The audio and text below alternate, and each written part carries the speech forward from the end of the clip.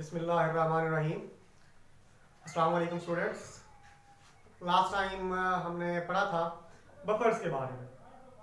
Buffer से आगे आज हमारे पास जो क्वेश्चन है वो है हमारे पास role of buffers in biological system के जो हमारे पास बायोलॉजिकल सिस्टम है उसके अंदर जो बफर्स हैं वो क्या रोल प्ले करते हैं। ठीक है, बफर्स हमने कहा कि वो लास्ट टाइम जैसे हमने कहा था कि हम उस बफर्स के बारे में डिफरेंट टाइप्स हैं उनकी हमने क्लास पढ़ी थी। फॉस्फेट बफर्स के बारे में पढ़ा था, कार्बोनिक एसिड बफर्स के बारे में पढ़ा था। कुछ हमने कहा कि बॉडी के अंदर प्रोटीन बफर्स प्रेजेंट होते हैं जो पीएच को मेंटेन करते हैं। इसके साथ साथ बफर्स को यूज किया जाता है या बायोलॉजिकल सिस्टम के अंदर वो और डिफरेंट रोल्स जो है वो भी परफॉर्म करते हैं। तो उसके अंदर एक हमारे पास रोल है बफर्स का प्रोटेक्शन ऑफ एंजाइम्स के जो बफर्स हैं वो एंजाइम्स को प्रोटेक्ट करते हैं। अगर हम बात करें कि हमारे पास एंजाइम्स क्या हैं, enzymes are biologically active proteins that speed up chemical reaction and remains unaltered during the reaction। कि enzymes हमारे पास biologically active proteins हैं जो living organisms के अंदर जो chemical reactions होते हैं उनको ये speed up करते हैं, और जब reaction proceed कर जाता है तो ये unchanged रहते हैं after the reaction। तो ऐसी जो हमारे पास active proteins हैं उन्हें हम नाम देते हैं enzymes का। अब जो बफर्स हैं ये उन एंजाइम्स को प्रोटेक्ट करते हैं। जैसे हम जानते हैं कि जो एंजाइम्स हैं वो अपनी एक स्पेसिफिक पीएच के ऊपर वर्क करते हैं जिसे हम नाम देते हैं ऑप्टिमम पीएच का। लास्ट टाइम भी हमने ये बात की थी कि अगर स्लाइड चेंज होता है पीएच के अंदर तो वो एंजाइम एक्टिविटी जो है उसको अफेक्ट कर सकता है। तो इसलिए अगर पीएच चेंज होती है तो ये बफर्स क्या करते हैं कि वो वहाँ पे प्रेजेंट होते हैं और बॉडीज के अंदर प्रेजेंट होते हैं और जो पीएच होती है उसको मेंटेन करते हैं और बॉडी के अंदर जो स्टेबल इंटरनल एनवायरनमेंट होता है उसको मेंटेन करते हैं। फॉर एग्जांपल अगर हम बात करें कि हमारे पास एंजाइम है प्लांट्स के अंदर प्रेजेंट होता है जिसे हम नाम देते हैं स्टार्च फास्फोरिलेज एंजाइम। डॉट सेल्स के अंदर ये एंजाइम प्रेजेंट होता है।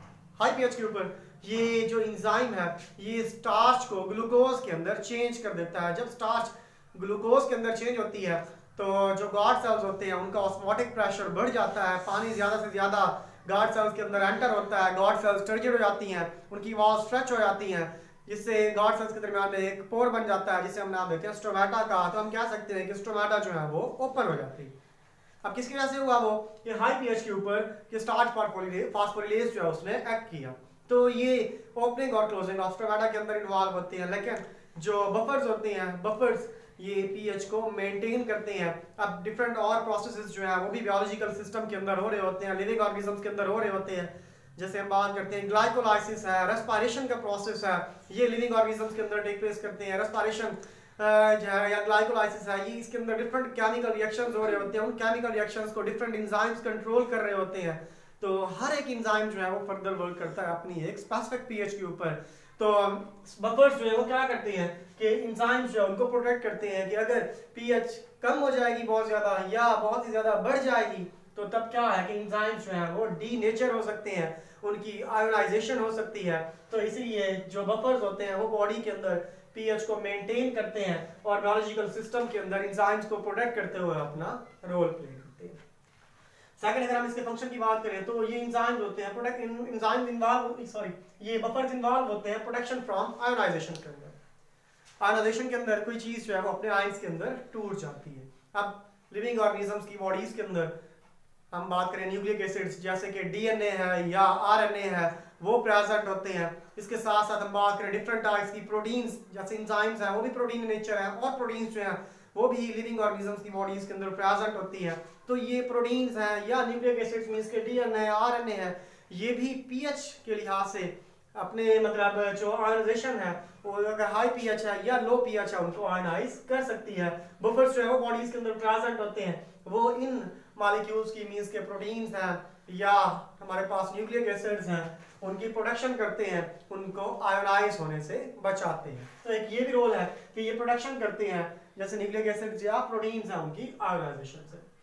नेक्स्ट अगर हम बात करें बफर्स रोल प्ले करते हैं ब्लड के अंदर। जैसे हमने लास्ट टाइम लेक्चर के अंदर भी हमने कहा था कि ब्लड के अंदर carbonic acid bicarbonate buffer system जो है वो प्रेजेंट होता है।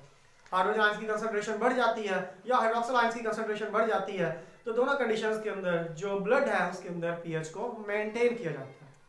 तो यहाँ पे पीएच जो है नॉर्मल पीएच हमारे पास ब्लड की जो है वो जैसे हमने लास्ट टाइम बात की थी वो होती है 7.35 to 7.5 4.5, ये हमारे पास नॉर्मल पीएच है ब्लड की। अगर पीएच जो है इस रेंज से कम हो जाती है तो इस कंडीशन को हम नाम देते हैं एसिडियोसिस का। इस कंडीशन को हम नाम देते हैं एसिडियोसिस, कि अगर ये हमारे पास नॉर्मल रेंज है पीएच की, अगर इससे पीएच जो है वो कम हो जाती है तो हमारे पास पीएच एसिडिक हो जाती है, उस कंडीशन को हम नाम देते हैं एसिडियोसिस का। अगर इस रेंज से पीएच जो है वो बढ़ जाती है तो उस कंडीशन को हम नाम देते हैं अल्कलोसिस का। तो यहाँ पे अगर जो पीएच है वो बढ़ जाती है, बेसिक इन्वायरमेंट हो जाता है, तो इस कंडीशन को हम नाम देते हैं अल्कलोसिस का। अगर पीएच जो है वो कम हो जाती है, इस कंडीशन को हम नाम देते हैं एसिडियोसिस का। जबकि बफर्स ब्लड के अंदर प्रेजेंट होते हैं, carbonic acid bicarbonate ion system जो है वो प्रेजेंट होता है, वो बफर्स जो है वो ब्लड के अंदर पीएच की इस रेंज को मेंटेन करते हैं, जिससे हमारा ब्लड जो है उसकी पीएच स्टेबल होती है। उसके अंदर जो मतलब अगर ब्लड के अंदर डिफरेंट टाइप्स की प्रोटीन्स जो है वो प्रेजेंट होती हैं, वहां पे उनको प्रोटेक्ट किया जाता है। से लास्ट हमारे पास पॉइंट है कि इसकी एक और इसका रोल होता है use in culture medium. Culture medium के अंदर हम यूज जो है इसको करते हैं लेबोरेटरी के अंदर।